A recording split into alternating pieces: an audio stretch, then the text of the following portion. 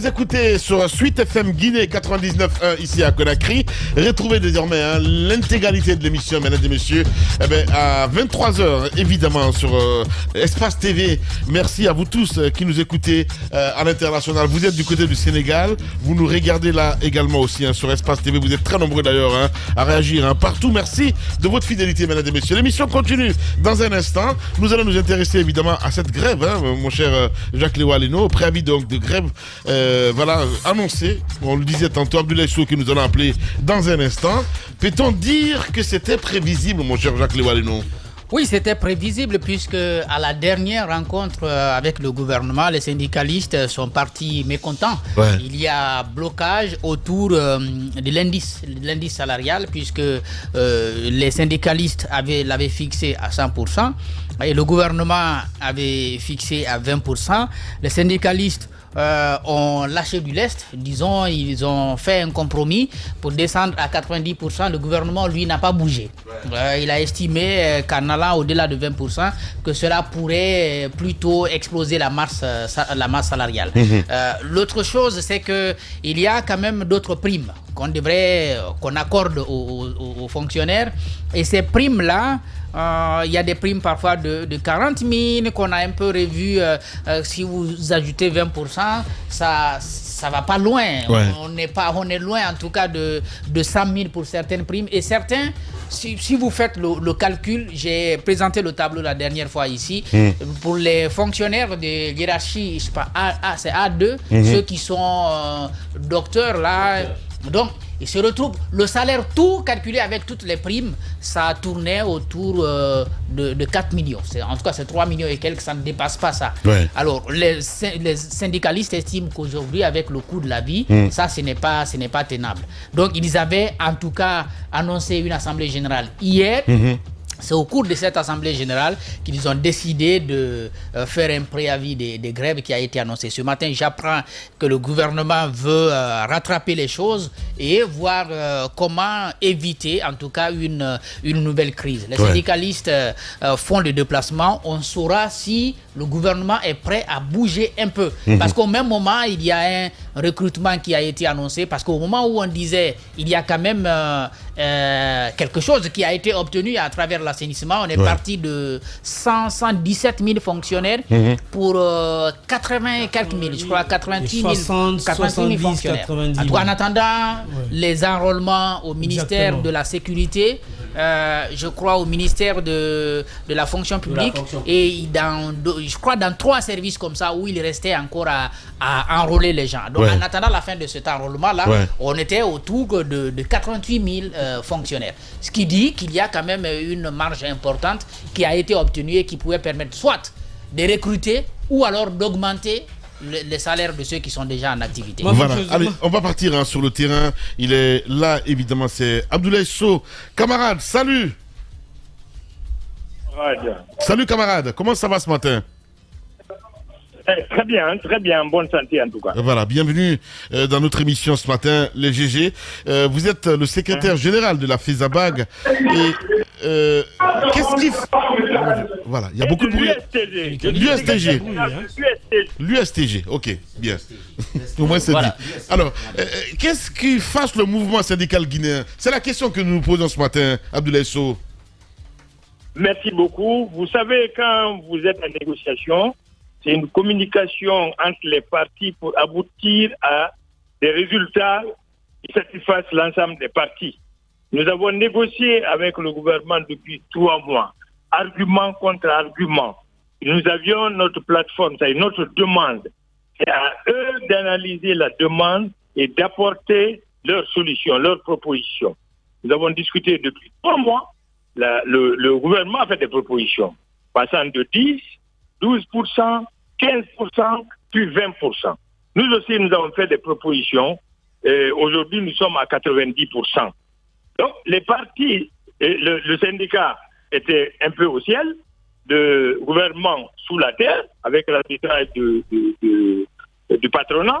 Nous avons échangé et aujourd'hui, à un moment donné de nos négociations, le gouvernement a dit nous proposons 20%. Après ça, on n'a plus de propositions à faire. Et dans une négociation, lorsqu'une partie se cantonne à sa position, ça crée de l'incompréhension qui va à un niveau où vous ne pouvez plus vous comprendre. C'est ce qui a amené le mouvement syndical à retourner vers ceux qui nous ont mandatés pour leur demander, face à une telle situation, quelle est la conduite à tenir. C'est cette conduite qu'ils nous ont donnée, déposer un préavis de grève pour que vous négociez sous le coup de ce préavis de grève, afin que chaque partie comprenne qu'il y a une nécessité aujourd'hui par rapport à la situation économique et financière de notre pays, par rapport à la situation de la transition, et il faut éviter tout mouvement social, il faut éviter les conflits. Donc, que chaque partie intègre ça et prenne des responsabilités pour que nous aboutissions à des résultats qui satisfassent l'ensemble des parties, parce qu'il s'agit d'une négociation. D'accord. Alors, général, il y a aussi deux questions. La première, c'est les pensions des travailleurs du secteur privé. Vous avez également posé le débat, vous avez porté des exigences. C'était quoi? Et j'apprends que vous n'avez pas été écouté. Mais il y a aussi la question sur les vignettes, les cartes grises, les permis de conduire. Comment, quelle a été la proposition? Et pour le secteur privé, le patronat, est-ce qu'ils ont accepté de s'ouvrir? Qu'est-ce qui s'est passé? C'est la première question. La deuxième, c'est la position de l'État. Vous savez, actuellement, on dit autour d'une table de négociation, l'ennemi, ce n'est pas celui qui est en face, mais c'est vous, parce que vous venez avec des appréhensions et tout. L'État se dit qu'on est en plein recensement. Ils se battent pour maîtriser la masse salariale, mais aussi l'effectif, prendre le risque. Alors là, pour aller autour de 80% ou 90%, ce serait beaucoup de risques. Est-ce que vous comprenez aussi ce message? Bon, je puis vous rassurer d'abord, merci de me poser toutes ces questions. Nous sommes cantonnés à la valeur du point indiciaire, c'est-à-dire au niveau salaire. Nous n'avons pas atteint ces points-là. Mais ce qui est clair, c'est que tout le monde, cette fois-ci, est concerné. Secteur public, secteur privé, mixte, retraités et informels. Tout le monde est intéressé dans la plateforme. Mais les discussions aujourd'hui sont bloquées au niveau de la valeur du point d'indice. Vous savez, le contexte économique et social de notre pays aujourd'hui, nous sommes en période de transition. C'est un peu difficile, malgré qu'au même moment que nous sommes en train de discuter pour améliorer les salaires des fonctionnaires, parce que vous savez, le fonctionnaire guinéen n'a pas de salaire. La base du salaire est vraiment ridicule. C'est modique. Quand tu veux augmenter même 100% sur 2 millions, sur 1,5 million, c'est rien. Il faut qu'on conforte la base pour que le Guinéen, comme je l'ai dit dans certaines radios, vive mieux, vive décemment. Qu'un fonctionnaire puisse aujourd'hui avoir un logement, puisse équiper ce logement, s'occuper de sa famille, manger 2 ou 3 fois par jour. Il faut que le Guinée aussi vive décemment. C'est un pays immensement riche.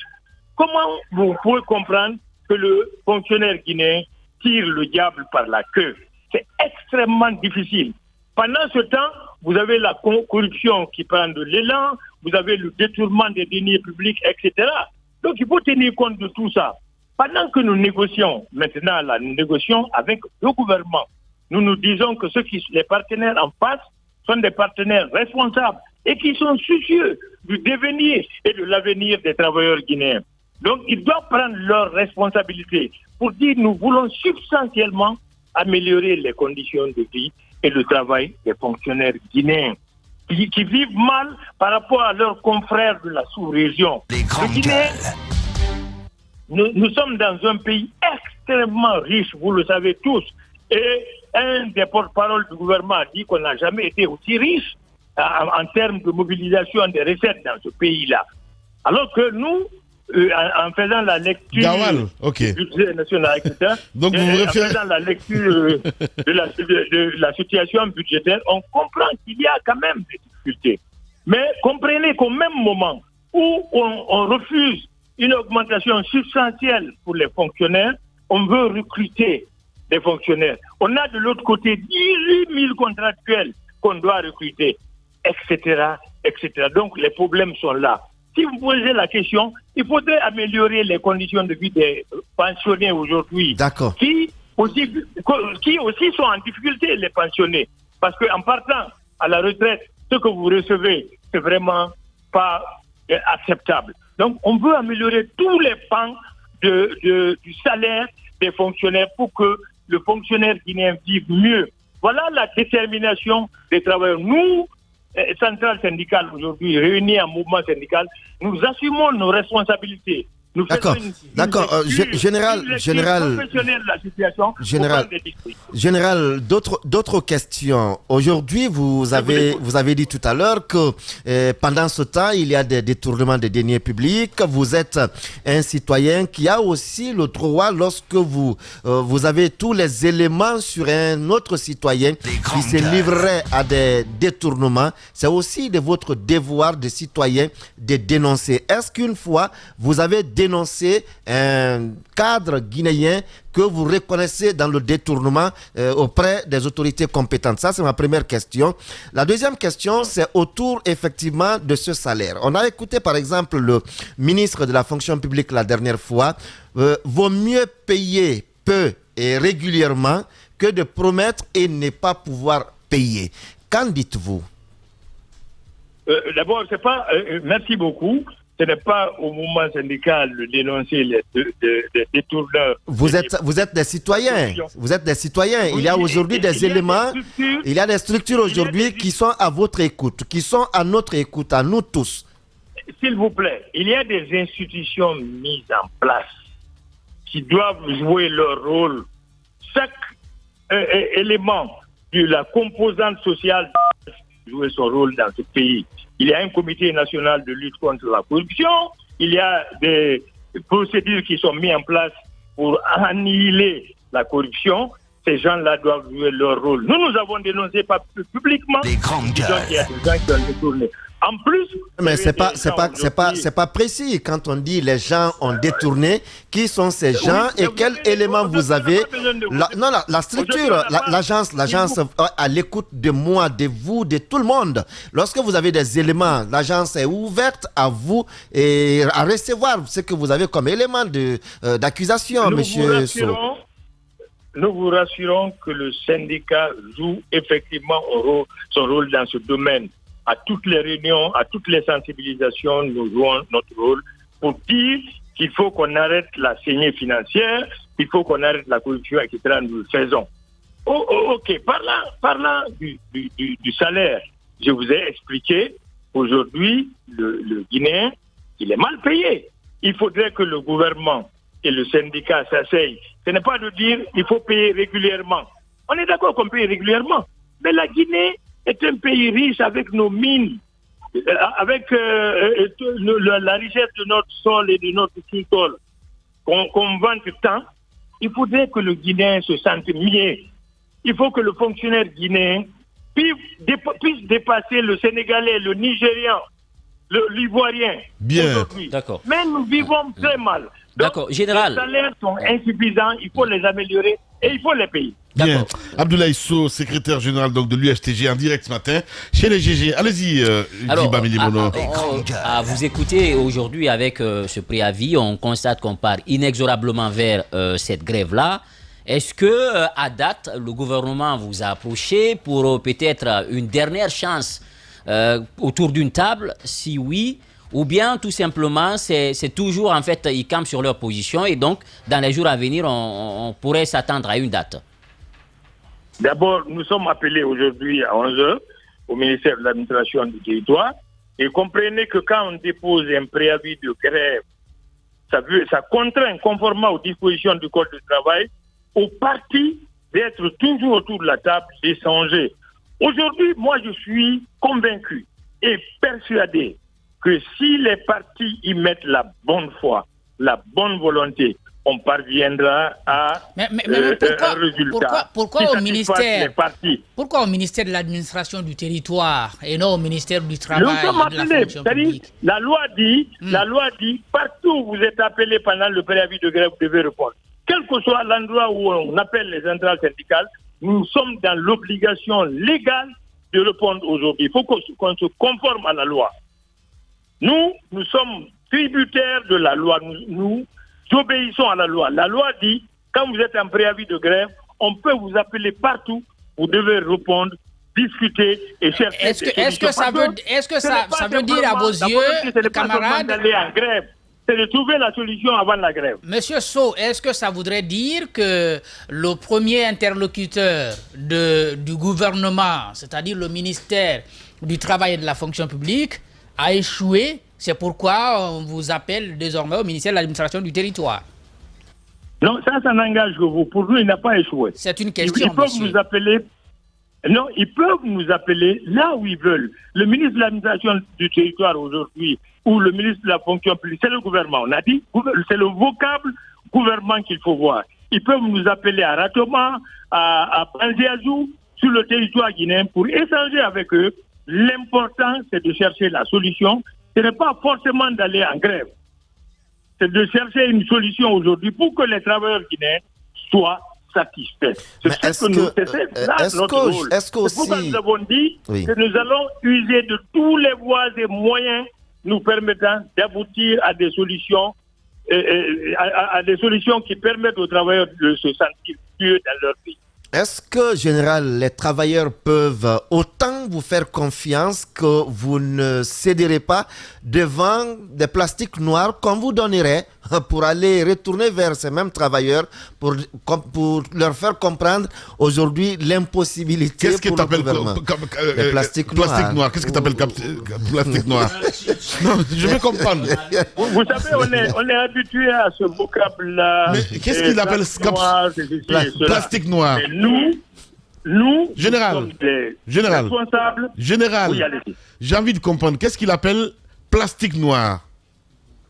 Ça n'engage que lui, c'est ça de mon rôle de définir ça. Oui, c'est les dessous de table. Vous ne connaissez pas, mais vous avez répondu là, général. Non, on est habitué à ça. Mais nous sommes des hommes et des femmes composant le mouvement syndical guinéen et qui sommes responsables et nous allons assumer notre responsabilité jusqu'au bout. Bien. Général Abdoulaye Sow en direct ce matin. Allez, dernière question, mon cher Diba. Oui, monsieur Abdoulaye Sow, et ce matin, vous le dites, vous allez rencontrer le ministre de l'Administration du Territoire et de la décentralisation. Peut-être on espère que la fumée blanche pourrait sortir. Mais c'est le gouvernement. Le gouvernement, d'accord. Alors, mais l'autre chose, c'est qu'il y a un appel à candidature pour recruter des fonctionnaires, hein, avec le concours qui est en vue. Également, on est en train d'épurer le fichier et tout ça. On était autour de 117 000 fonctionnaires. Et finalement, dossier valide, on est à autour de 88 000. Il y a un total non enrôlé au 30 septembre 2023 qui était de 33 000. Avec tout ce nombre-là et ceux qui viennent en masse, la question revient, c'est de dire, est-ce que vous aussi à votre niveau, on ne devrait pas faire quand même de sacrifices pour essayer de revoir un peu le point par rapport aux 90%, puisque l'État est cantonné à 20%, peut-être se rencontrer autour de 50%. Bon, j'ai évoqué ce sujet, c'est un paradoxe. Pendant que vous avez une demande sociale, pendant que vous avez des contractuels qui ont servi le pays pendant plus de 7 ans, vous, au lieu de répondre à la demande sociale, vous faites une demande de recrutement de fonctionnaires qui induit des coûts importants. Si eux, ils n'ont pas analysé toutes ces situations et qu'ils affrontent avec un peu, excusez-moi, avec un peu d'amateurisme, moi je dirais sincèrement, aujourd'hui il faut que le gouvernement prenne ses responsabilités, il faut que le syndicat prenne sa responsabilité pour que nous évitions à ce pays des troubles sociaux. Que le gouvernement il reporte ou qu'il annule le concours, c'est ça, pour soulager ceux qui travaillent déjà? On n'a pas dit ça. Moi, je n'ai pas dit ça. On n'a pas dit ça. Ils peuvent organiser le concours. C'est tout comme, hein, camarade. Vous avez dit qu'au moment où il y a la demande sociale, le gouvernement veut quand même organiser le concours. Cela induit forcément des dépenses. Ça ne devait pas se faire au même moment. Mais nous ne sommes pas contre le recrutement. Nous voulons que les Guinéens soient recrutés ou qu'on rajeunisse la fonction publique. Nous voulons ça. Mais aujourd'hui, personne n'a intérêt dans ce pays qui ait des troubles. Ça ne sert personne. Parce que nous sommes en période de transition et nous voulons, nous, mouvement syndical, que cette transition soit la dernière et qu'elle réussisse dans ce pays. Voilà, Abdoulaye Sow en direct ce matin, évidemment chez les GG. Merci beaucoup en tout cas, général. Bon courage et puis vous revenez quand vous voulez. Ici chez vous, vous le savez très bien. Nous vous souhaitons bon courage et surtout ne reculez pas et ça c'est très important. Merci beaucoup d'avoir appelé. Camarade, merci beaucoup. Salut camarade. Tout homme qui de rechercher la vérité et de la dire sera toujours odieux à celui qui exercera l'autorité. Tout homme qui fera profession de rechercher la vérité et de la dire sera toujours odieux à celui qui exercera l'autorité. Condorcet. Bienvenue chez les GG sur Radio Espace Guinée. Les grandes gueules. Tout sur les dessous de l'actu. Ici, l'actu rime avec liberté de ton sur Radio Espace. Oui, sur Radio Espace et sur Espace TV, Mohamed Ali, on a écouté, Général Abdoulaye Sow. Moi, je comprends. Voilà. Daoud Mohamed, il est vraiment sceptique là-dessus, parce que j'ai l'impression que moi aussi. Mais les syndicalistes, j'ai bien mes raisons. Si tu le dis. Oui. Tu étais syndicat ou pas? J'ai pas été syndicat, mais j'ai été pendant longtemps reporter et j'ai Donc, tu sais un peu comment ça se passe. J'ai couvert beaucoup de négociations et les dessous de table, les plastiques noirs comme on le dit, forêt. Ouais. Ça, on sait comment. Il est où l'adjoint de Tsouma, celui qui était souvent sur les ondes là? Marlo. Non, Bangoura. Roméo, voilà, c'est ça. Roméo est là. Roméo a divorcé avec Souma. Depuis très longtemps. Ils sont revenus ensemble. Ah bon? Ils sont revenus ensemble. En ce moment, il n'a pas de téléphone. Ok. Ça, je sais. Roméo n'a pas de téléphone. Il n'a pas de téléphone. Le pauvre. Il faut appeler Souma alors. Le pauvre. Voilà. Appelez-moi Roméo, s'il vous plaît. Appelez-moi Roméo. Voilà. Allez-y, Mohamed Ali. D'accord. Ouais. Appelez-le sur le numéro de Souma. Allez-y, Mohamed Ali. Ouais. Alors, je suis en train de dire justement que la cause, elle est noble. C'est qu'ils ont mis de l'avant. Tout le monde voudrait que les conditions des fonctionnaires s'améliorent. Donc, c'est tellement légitime que personne ne peut s'opposer. C'est tellement légitime que personne ne peut s'opposer contre ça. L'argument qu'ils mettent devant, c'est très bien. Mais vous connaissez Coluche en France, Coluche dit que les syndicalistes, ils sont tellement habitués à ne rien faire que quand ils font grève, on appelle ça une journée d'action. Cette transition, s'ils ne font pas ce mouvement, ils ne se retrouveront pas dedans.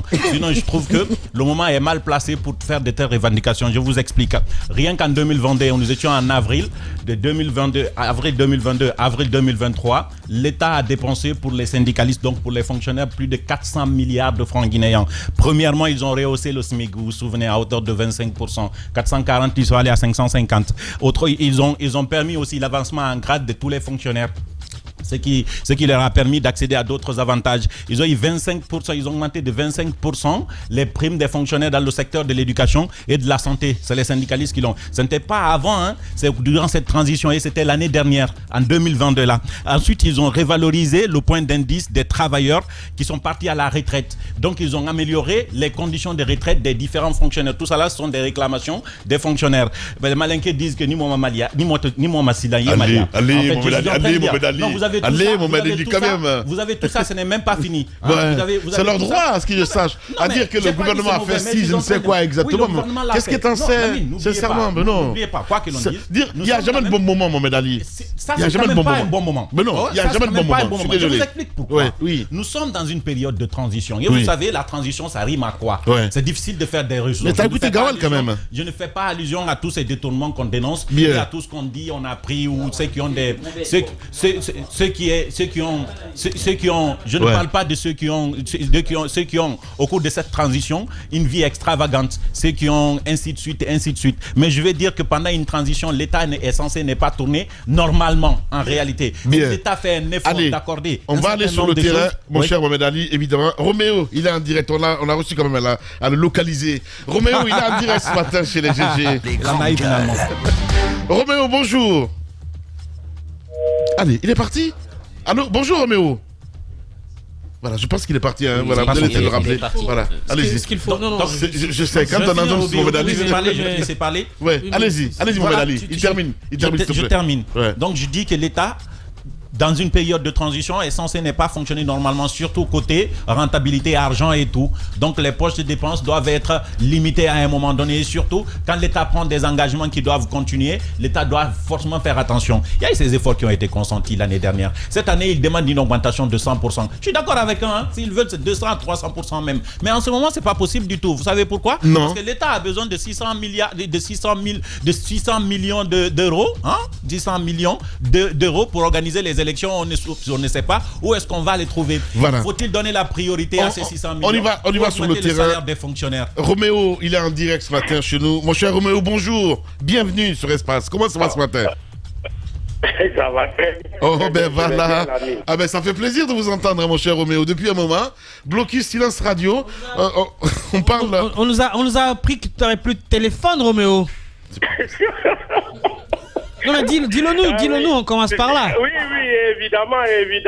Très malheureusement, j'ai eu à casser l'écran de mon Samsung Note 10 qui me coûte 2 400 000. Je l'ai réparé et il y a deux semaines de cela. Ça en dit long sur la vie dure des syndicats, Roméo.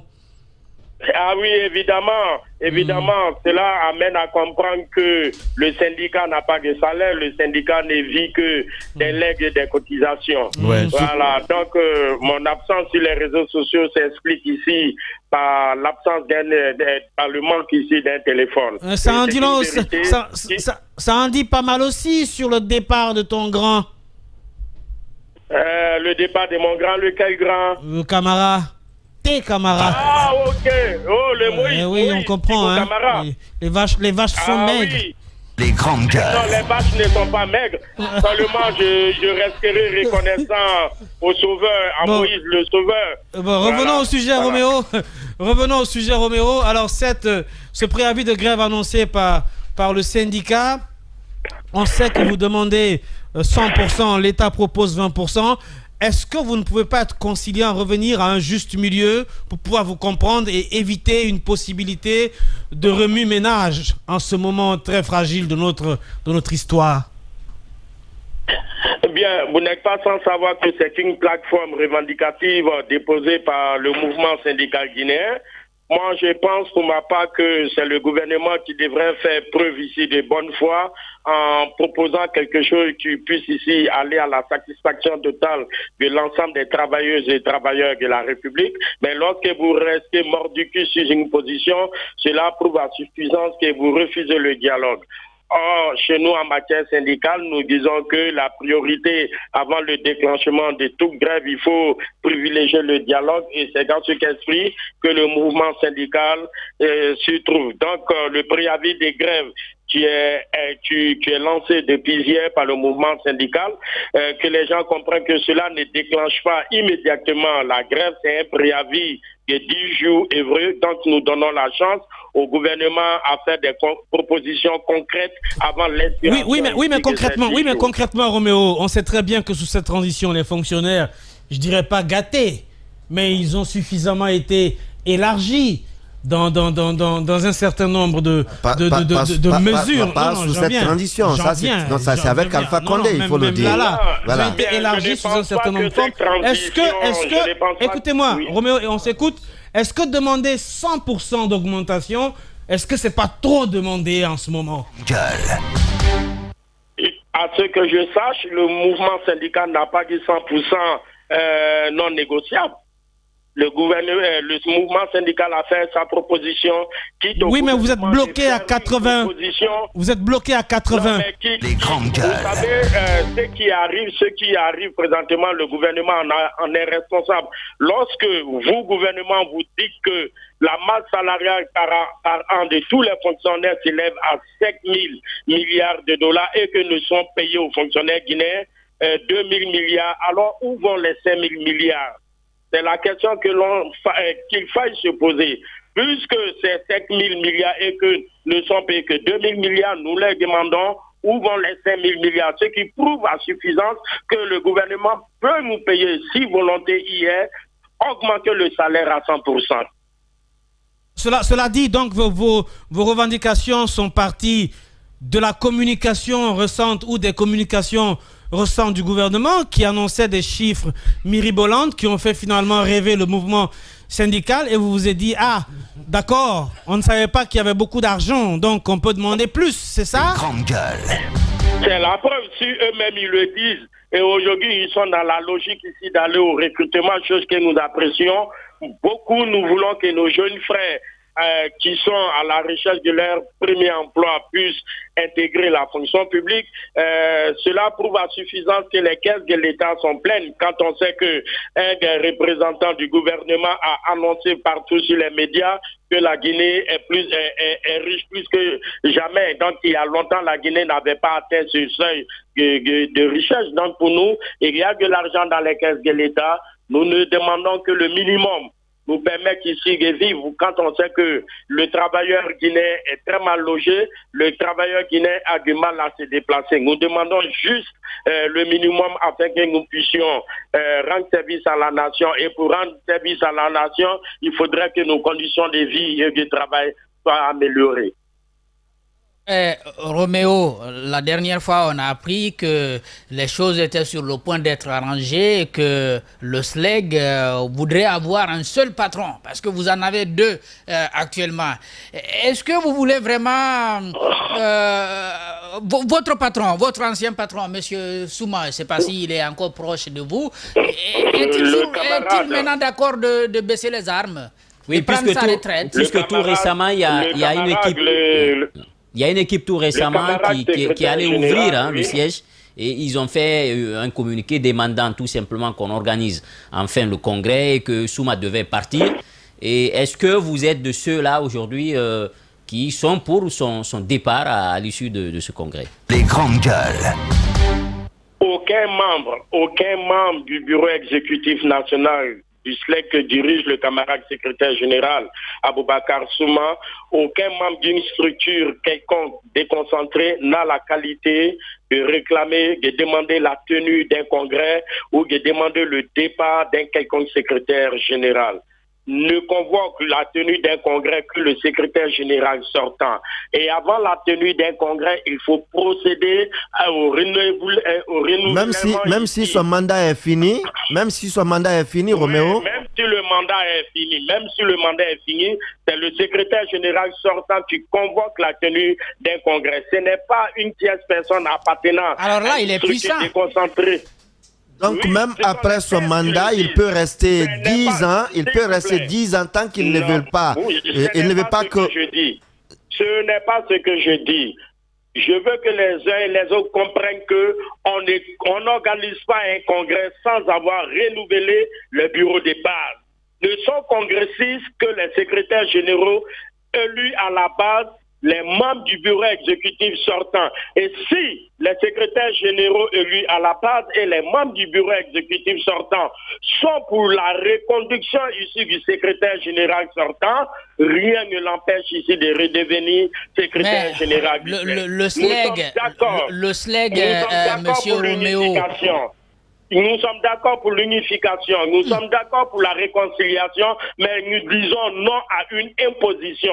Ce groupe de jeunes qui est allé casser les locaux du siège pour la tenue d'un communiqué, je peux vous rassurer que parmi ces jeunes, il n'y a que 3 personnes seulement appartenant au bureau exécutif national que dirige le camarade secrétaire général Aboubakar Souma. Alors, est-ce que vous ne perdez pas de vue des réalités aujourd'hui? Parce qu'on a bien envie de comprendre, SLEG Souma, SLEG Kadiatouba, qui contrôle réellement la base aujourd'hui? Les grandes gueules. Qui contrôle la base?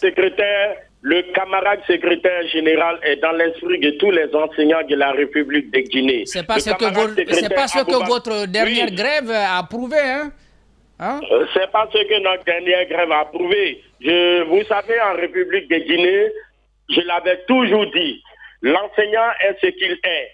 Lorsque vous déclenchez des mouvements de grève, pendant que vous êtes en train de vous battre pour l'amélioration de leurs conditions de vie, beaucoup de nos camarades enseignants préfèrent donner leur cahier de préparation à leur assistant, ce qui a donné naissance à ces enseignants contractuels qui aujourd'hui réclament leur intégration à la fonction publique sans condition. Ouais.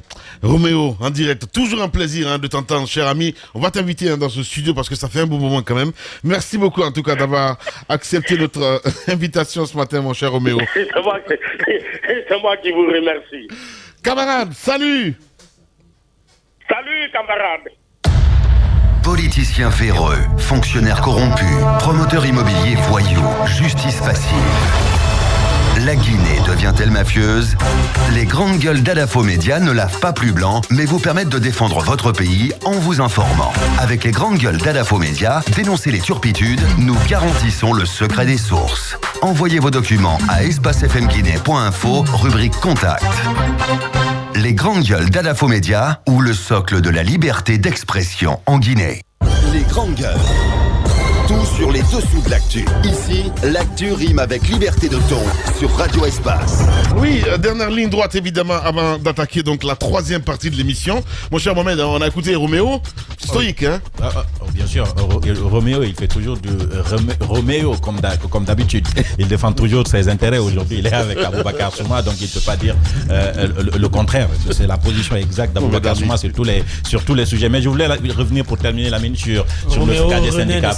Vous savez, avant qu'il ne parte, Kassori disait que les syndicalistes et le syndicat doivent se refonder, doivent redémarrer parce qu'en fait, ils ne servaient plus à grand chose. Ceux qui sont là-bas, ils ont découvert leur passé n'est pas finalement très catholique. Vous avez entendu Daouda parler des sachets noirs parce qu'il connaît plastique noir.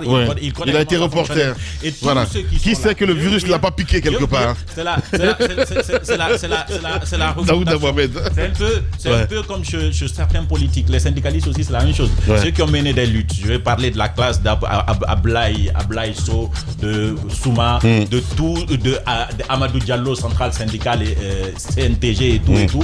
En fait, les camarades d'à côté de Hadi Arabia Toupé à son âme et de Fofana, ceux qui ont vécu dans leur ombre et qui ont profité du pouvoir jusque-là, ils ont tendance à disparaître en fait, parce que s'ils ne font pas d'action, ils n'existent plus. Donc ils ont envie de garder le contrôle parce qu'ils savent qu'après cette période-là, il y a des jeunes qui montent au niveau du syndicalisme là, qui ont une nouvelle méthode, qui ont de la ressource et qui ont de l'influence sur la base justement, qui risquent de les choper leur place. Ce sont des jeunes qui vont les remplacer au fur et à mesure. Donc aujourd'hui, ils ont un argument légitime à dire oui, tous les travailleurs ont droit à des conditions de travail décents et améliorées, sauf que c'est l'argument de tous les syndicats du monde entier. En fait, à tout moment, vous pouvez en user.